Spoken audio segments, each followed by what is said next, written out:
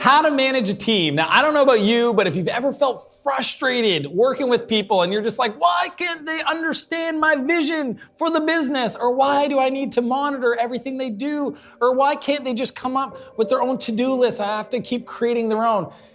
It's just life, guys. Just deal with it, honestly. But I also want to share with you guys a story.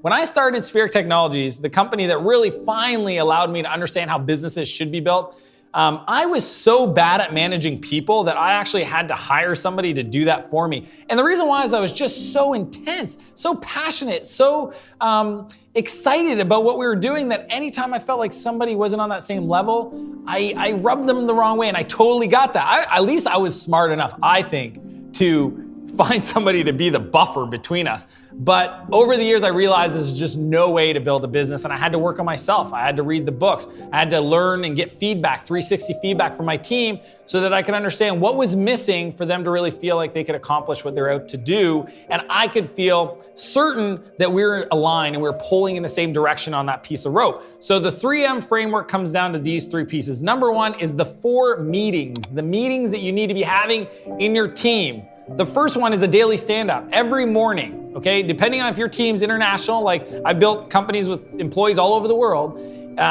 figure out what time zone works the best for the majority of the people. And the ones that can't make it, they just send in a quick email to the team with an update. But it's a stand-up meeting. I borrowed this idea from Agile Development or Scrum, but it's really just, what did you do yesterday? What are you doing today? And are you blocked? It takes less than 2 minutes per person, 50 minutes usually max. If you have a bigger team, you can do it by department. But just a daily stand-up to create a heartbeat for everybody to feel like they understand what you're, and I do it myself as the CEO and founder. Like I'll update and let them know, here's what I'm working on. Here's what I did yesterday. Here's what I did today. And if I'm blocked on a major piece that somebody else is working on, I want to let them know in front of everybody else. And it creates kind of like a peer accountability structure. So that's one. The weekly meeting is number 2. The 4 meetings you got to have, stand up weekly. Every week for a department, you need to sit down, review how you guys are doing, what's stopping anything, and what are some of the major initiatives or accomplishments they've had done, and really celebrate. So that's the weekly meeting. The third meeting is the quarterly retreats. So maybe it's 3 times a year, twice a year, but for me, I like quarterly, where I grab kind of the senior management of the company and we go away and we kind of just talk strategic, because many times you're so busy just executing, getting crap done, you don't take time to take a step back and really evaluate. How have we been doing? Are we on track? Do we feel like this is the right direction to be going in? So on a quarterly basis, ideally, you're getting the team away. Now, if you want to do it virtually, that's cool, but at minimum a day, ideally 2 days, and honestly, in person. That's how I've always done them. And when I've had a team distributed across the world, we do them 3 times a year. We pick a cool location that we'd all wanted to go check out. Maybe it's a ski place, whatever. We do our meetings and we'd have some fun as well. And then once a year, you want to sit down and do what's called the yearly plan.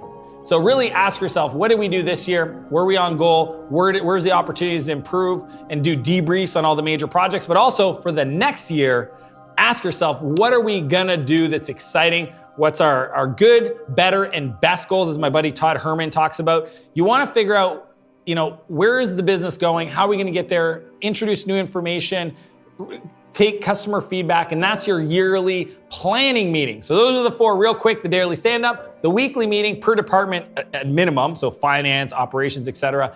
And then also the other 2 is the quarterly retreats and the yearly planning. Do that and your team will love you for it, okay? Trust me, I had to learn this the hard way. I want you guys to get it right from the beginning. The second thing is the message. To me, there's kind of 3 parts. There's the KPIs or the metrics. Like the team wants to know, like they're playing this game, let's call it like soccer. Imagine playing soccer and not knowing, how do you score? What's the game? How does this process work? So without knowing the direction and what's the expectations, then nobody really understands, like, how do I know if I'm doing a good job? So that's the first part of the message, right? Number 2 is getting them unstuck. It's asking them that question. That's why we do the daily stand-up. Are you stuck?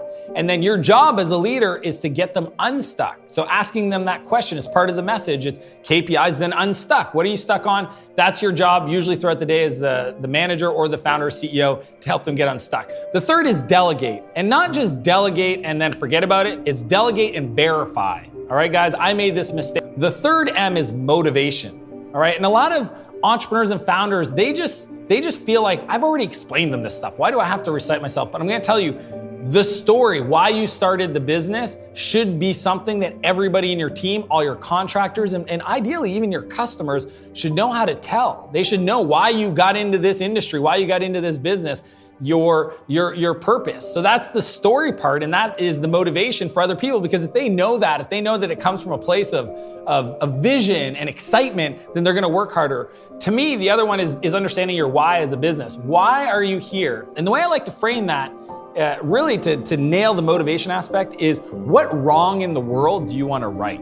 What did you see that was broken, that you were just frustrated and you're like, I can't believe this is working this way. I'm gonna do it better. And if I even don't accomplish it, here's my vision. This is where I wanna go. And even if I spend the rest of my life trying to right this wrong, it would be time well spent. If you share that message with your team and as they're working, tell them, this work you're doing, it's gonna allow us to do X, Y, and Z to be able to accomplish this goal. And that's part of the bigger mission of our business.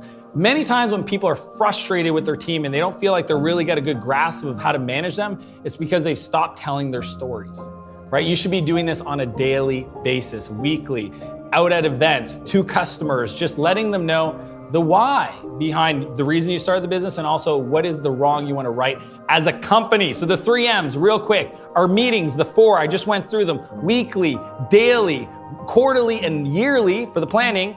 The second M is message, helping to get them stuck, understanding the metrics that they need to hit and move so that they know how to play the game and be successful. And then really just delegate, but monitor. And then the third M is motivation, and really it comes down to story. There's a great quote that says, he with the best story wins. Make sure your team, your customers, your contractors understand your story for the business, for yourself, for your life, and that will help you build a bigger business.